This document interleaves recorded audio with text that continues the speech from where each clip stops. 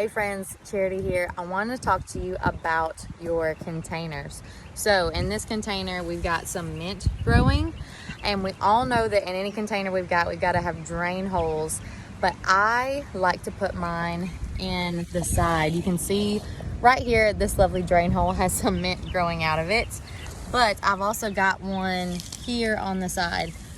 Most people put their drain holes in the bottom, which allows all the water to drain out, but being in South Louisiana where it's so hot all the time and I like to travel, I like to put my drain holes in the sides, as you can see on this container, because it allows a little bit of water to stay in the bottom, and it gives me a little bit of leeway if I'm gone on a long weekend and we get no rain and major temps.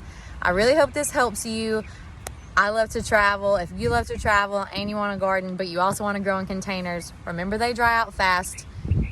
Drill on the side.